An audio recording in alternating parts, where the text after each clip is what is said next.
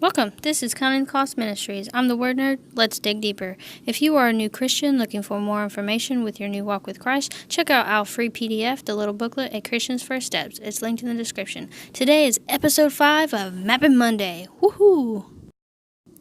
Today's video, we are going to be continuing Mapping Monday on combating fear and anxiety, spiritual warfare, and putting on the armor of God. This is part 2 of verse mapping, Ephesians 10 through 18. In part 1, we verse mapped 10 through 13, and today we'll be verse mapping 14 through 18. If you have not watched the last video, please do so, and the videos previous to those also. It kind of builds up on a gradient to getting to this point. So, we are talking about spiritual warfare. Putting on the whole armor of God is the first step. You must understand and do this to continue on your walk in spiritual warfare. Be made free from fear and anxiety in Jesus' name. Let's dig deeper into the Word and learn how to combat fear and anxiety even more effectively. So we are going to be verse mapping 14 through 18, so we shall just give this a read. So, stand therefore, having your loins girt about with truth, and having on the breastplate of righteousness, and your feet shod with the preparation of the gospel of peace. Above all, taking the shield of faith, wherewith ye shall be able to quench all the fiery darts of the wicked, and take the helmet of salvation and the sword of the Spirit, which is the word of God, praying always with all prayer and supplication in the Spirit, and watching thereunto with all perseverance and supplication for all saints. Alright, so let's get into verse mapping. Alright, so we're going to do verse 14 first, and the words we are going to verse map is stand, loins, girt, truth, breastplate, and righteousness. Alright, so let's go into it.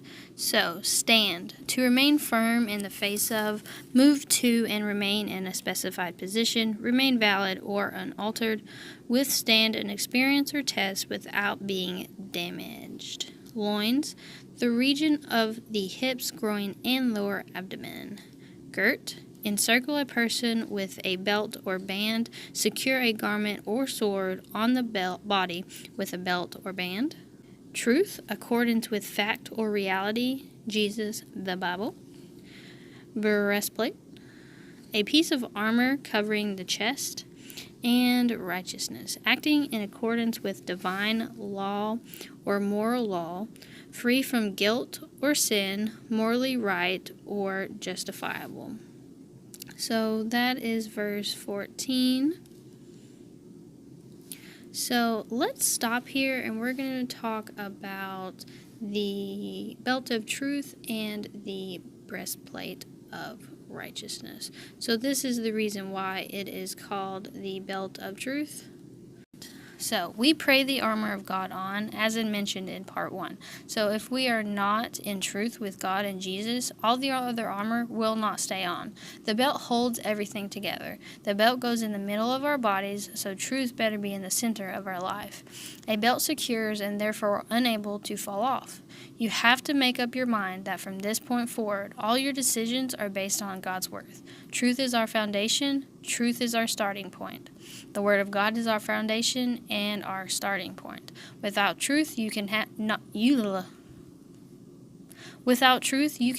have the other parts of the armor. The belt holds the sword and the breastplate. Without truth, they will fall off. John 17:7. Sanctify them through thy truth. Thy word is truth. So, thy word is truth. Let's look at breastplate of righteousness. So what does the breastplate of righteousness protect? Right, your heart and your vital organs. Why do we need to protect our heart? Well, let's look at some scripture to find out. So the first one is Proverbs 3:23. Keep thy heart with all diligence, for out of it are the issues of life. Well then, let's look at Luke 6:45. A good man out of the good treasure of his heart bringeth forth that which is good, and an evil man out of the evil treasure of his heart bringeth forth that which is evil. For of the abundance of the heart his mouth speaketh. Well then, All right, let's look at another Proverbs here, 18:21. Death and life are in the power of the tongue. So why do you think I added this one right here? Well, let's talk about it. Our heart is where everything starts. Satan wants to get your heart because if he controls it, he will control you and use you for his evil plans. He wants you to speak evil over yourself and others. When your heart is filled with God's word and God's truth, there will be no place for that evil. Righteousness protects from sin and the power of sin. When we become born again, we are washed clean by the blood of Jesus, and our faith is counted as righteousness, which is the righteousness of God. Romans 4:20-22. Then God moves in our life and changes us as we let him, and then we must do righteousness to be righteous, found in 1 John 3:7. So, that's the belt of truth and the breastplate of righteousness. Let's go to the next verse. So this verse 15. So we are going to be looking up shod, preparation, and the gospel of peace. So shod, past participle of shoe. Just ignore that double. Be wearing shoes of a specified kind. Preparation, the activity or process of having something ready or of becoming ready for something. All right, so let's talk about the shoes. This talks about a specified kind. So what kind of shoes are we wearing? The gospel of peace, right? So what do shoes protect? Yeah, it's your feet. Most wars are fought by foot. So we need our feet to be protected. Because that's how we get around. So having shoes means that you are going to be prepared for battle. When the army or someone puts their boots on, they are being prepared. So we are entering in this battle with an understanding of who we are and who God is. So we know the gospel of Jesus Christ, which makes us know our identity, and this grants us peace in the midst of your battle. This gives us peace with God, peace with others, and peace with ourselves. So you have the good news for others so they can have peace with God, others, and their self as well. You should always remember that you are not just fighting for yourself. You are also fighting for the gospel of Jesus Christ to be heard around the world. You are fighting for your children and your children's children and all the other children of the world that has no one to fight for them. Your individual battle has a bigger purpose than yourself. All right, so let's go to the next verse that we have here. So verse 16, we're going to be defining taking, shield, faith, able, quench, fiery darts, and wicked. So let's go to above all. More than anything else. Well, that's interesting. Take, to get into one's hand or into one's possession, power, or control, to seize or capture physically. Shield, a broad piece of defensive armor carried on the arm, serves as a protective cover or barrier. Faith, complete trust or confidence in someone or something. Able, having sufficient power, skill, or resources to do something, having considerable skill, proficiency, or intelligence. Quench, put off, extinguish, or put out. All, whole quantity or extent of a particular group or thing. Fiery, full of or excluding emotion or spirit, like or suggestive as fire. Now, fire consumes and destroys, so keep that in mind. Dart, a small pointed missile that can be thrown or fired. Wicked, intended to or capable of harming someone or something. So we are going to look at the shield of faith. So the shield of faith. It's pretty intense because, remember, above all, take up the shield of faith. So, the shield of faith is your first line of defense from any attack in battle. That's why Paul writes in Ephesians right here, above all. Your faith in God is knowing who He is, what He has done, and what He will do. Your shield of faith will stop or quench the darts that Satan is firing at us. Why do you think Satan attacks our faith most of all? The enemy will come to attack you with his fiery darts of doubt, or physical illness, or something to doubt God. And this is meant to take down your defensive weaponry. How does he do this? Well, with thoughts like this. God is not going to heal you in your sickness. He healed so-and-so, but He's not going to heal you. He only succeeds if you believe what He says to you and accept this as your fate. In these moments, you should raise your shield of faith, standing on God's words and promises. Your shield is going to quench or extinguish every one of those flaming arrows of doubt that the enemy would use against you. It is your faith. That's why it's so important to read your Bible daily, so you know what God's Word says about your situation. Therefore, you can raise your shield of faith against the attacks. This all deals with knowledge of the Word of God. That's why it's so important to read. All right, let's go to the next verse, verse 17. And take the helmet of salvation and the sword of the Spirit, which is the Word of God. So we're going to be doing helmet, salvation, sword, and the Word of God. So, helmet, any various protective head covering, usually made of a hard material to resist impact. Salvation, defense, deliverance from the power and the consequence of sin. Sword, a weapon with a long blade for cutting or thrusting that is often used as a symbol of honor or authority. Word of God, Jesus, words of the Bible, words of God. So let's talk about this for a minute. All right, so we're going to talk about the helmet of salvation first. What does a helmet do? It protects your head, brain, thoughts, dreams, visions, and what you see. Salvation is your helmet. Salvation is the protection for your thoughts, dreams, visions.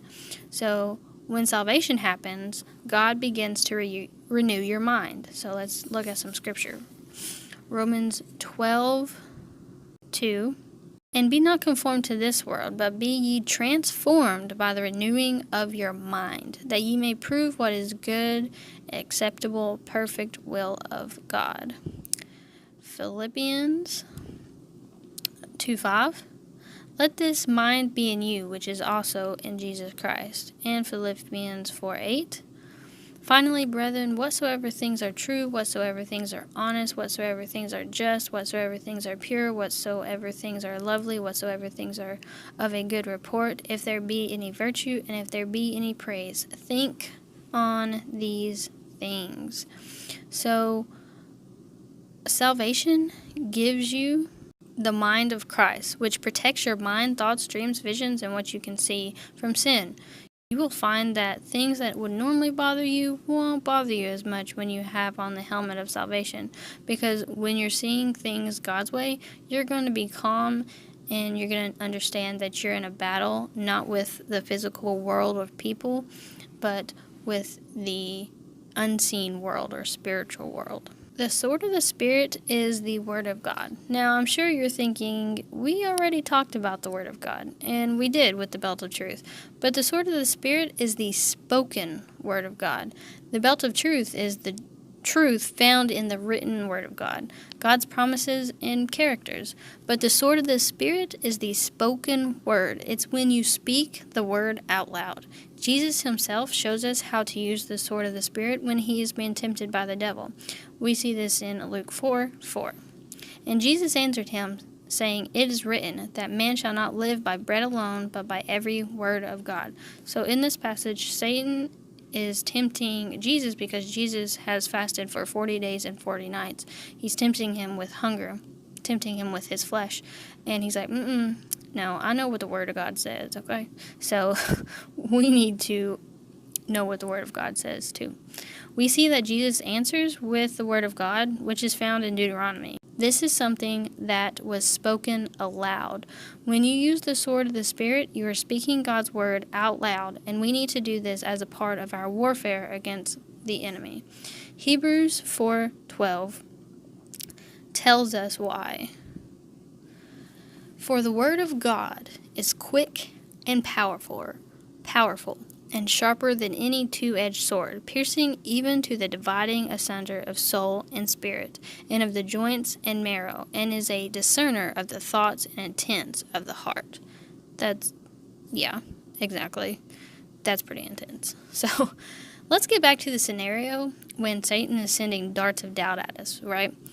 So, as we raise the shield of faith, we still have another arm, and that is for the sword of the Spirit. So use it. As we raise our shield of faith, use our weapon and say, yes, God is going to heal me, because His Word says, Beloved, I wish above all things that thou mayest prosper and be in health, even as thy soul prospereth. This is 3 John 2. My soul is prospering because I am saved and I am God's beloved. Therefore, my health is going to prosper. This is why it's so important to know the Word of God and to memorize as much as you can. Throwing out the sword of the Spirit, you have to know the Word of God. So let's get to verse 18. So we are going to be defining prayer, supplication, watching, perseverance, and saints. So let's look at prayer. So this is conversing with God.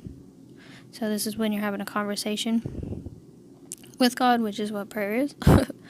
And a supplication is a request or petition to God. So this is when you're asking something from God or for God to do something.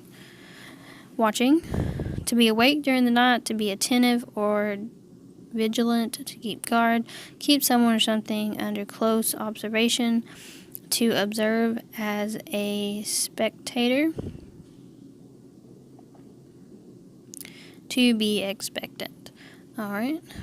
Perseverance, continued effort to do or achieve something despite difficulties, failures, or opposition.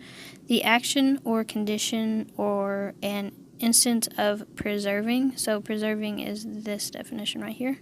To persist in a state, enterprise, or undertaking in spite of counter influences, opposition, or discouragement. And this is the definition of persist. Next is saints. Born again followers of Christ. Okay, so that brings us to the conclusion to all this. So you see, putting on the whole armor of God is going to protect you from the enemy. It is a literal armor in the spirit realm.